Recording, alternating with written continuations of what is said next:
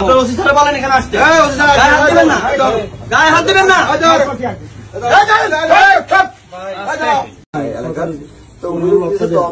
দেখে আসেন তো মার্চের ছাত্র দলের ইউনিয়ন ছাত্র দলের সভাপতি, তাকে আমি সুন্দরভাবে জিজ্ঞাসা করতেছি এখানে যে একদিনটা